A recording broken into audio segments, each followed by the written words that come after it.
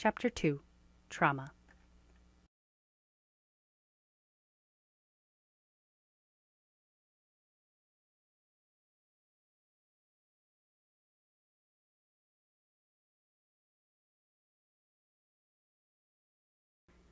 Emergency room doctors deal with trauma every day.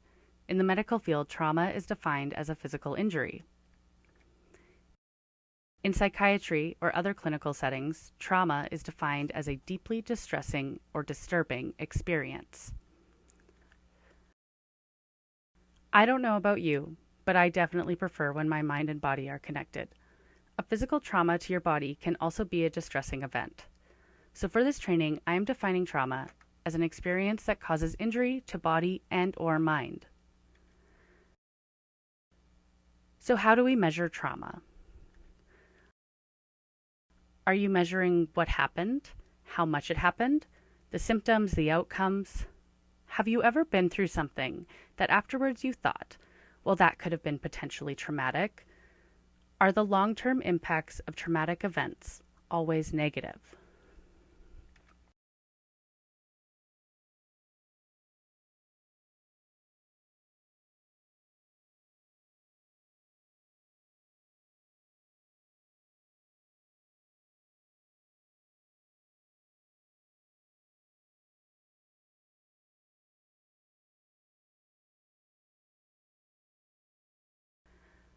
There are different types of trauma.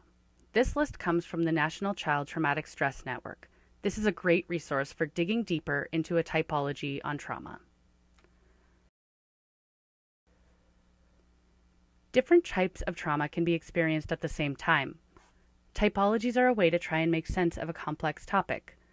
Trauma is a deeply personal experience. Categorizing and simplifying isn't always possible. Did you think of anything from this typology that's missing? And is there anything that you want to add to it?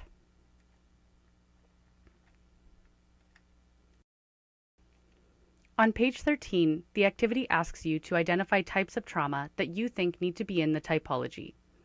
Pause the video now and complete the activity.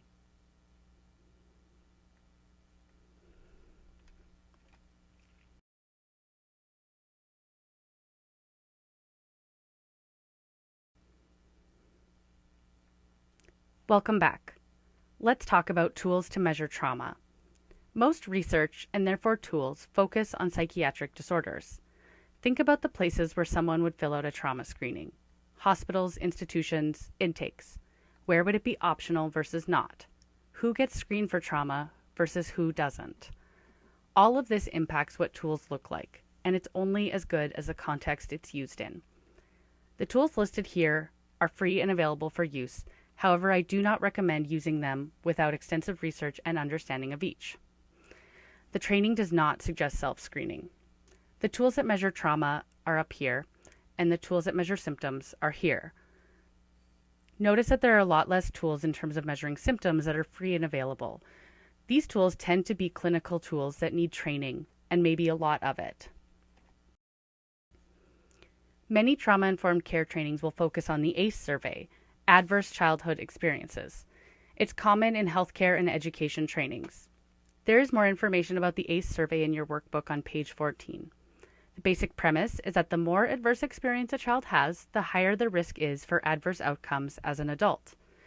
It's shockingly common among adults to have at least one adverse childhood experience, and 4+ is considered to be very high risk for adverse outcomes. This tool, like all tools, is not a complete picture.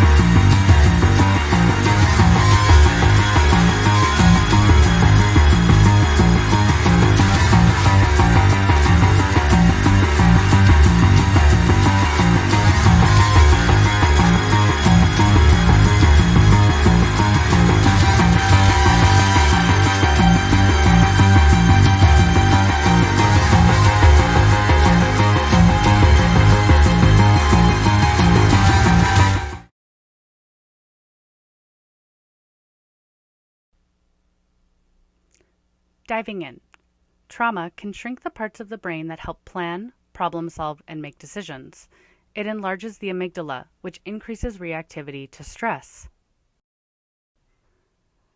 Think about the families you work with. Parents may have significant histories of trauma. Now they are experiencing homelessness, and their children are particularly vulnerable to changes in their brain.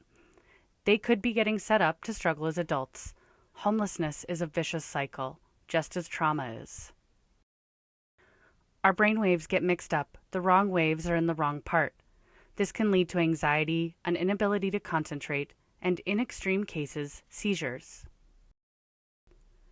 Our neural pathways become entrenched. Thought patterns, habit of mind, both conscious and unconscious, are difficult to rewire. Have you ever worked with someone experiencing homelessness who doesn't understand how they could ever live in housing, how they could ever afford it, pay the rent, or do any of those things that most people seem to assume are normal? Is this possibly an entrenched thought pattern? Maybe they haven't seen success to really understand how it would feel. Neurotransmitters and receptors may become underdeveloped or damaged. Important neurochemicals such as dopamine and serotonin are unable to work properly. This makes people vulnerable to addiction. It reduces motivation, focus, creates fatigue, and over time causes long-term depression. Homelessness and addiction are frequently discussed as cause and effect. This training does not assume that homelessness leads to addiction or that addiction leads to homelessness. There's simply no data to show that. However, there's an important correlation between trauma and homelessness and trauma and addiction. If exposed to trauma, either acute or chronic, it can cause changes to our body, which has lasting impacts in adult life.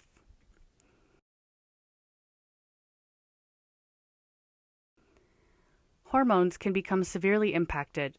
Prolonged high cortisol and other hormones creates greater reactivity to stress.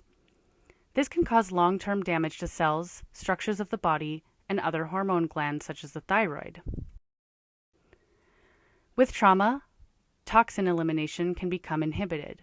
The intestines and kidneys are less able to eliminate toxins. Now imagine that you're more susceptible to addiction and you have the stress of homelessness. It really is a vicious cycle. It impacts our immune systems. Resistance to cortisol or lower cortisol creates unchecked inflammation. This is the cause of many long-term diseases such as asthma and arthritis. Trauma can literally change your cells. It can shorten telomeres, which are protective caps on the end of your chromosomes. These naturally shorten over time, but trauma causes them to be shorter and to age quicker. This reduces and impacts the reproduction of your cells over time. It can put you at higher risk for cancer. Your genes can turn on or off in adaptation to dangerous environments. These impacts can last generations. The impacts of trauma on the nervous system are probably the most discussed during these types of trainings. Trauma can create a supercharged sympathetic nervous system. This is that fight or flight mode that everybody talks about so often. The parasympathetic nervous system brings you back into balance after the useful fight or flight response. Trauma can cause it to not engage, meaning that you can't calm down once the physiological response is no longer necessary. And sometimes it's still necessary. Trauma has impacts on everyday tasks. This is where you're going to see the most trauma. It's common to see behaviors or habits as a reflection of personal intent, commitment, or ability. But trauma can stop you from being able to commit to what you intend to do, and it can really hide your own ability. Trauma takes something from us. You lose the feeling of safety, and it's hard to trust. It becomes harder to sense danger. Shame, losing your sense of self-worth, your sense of self at all, losing connection with your body, the reenactment.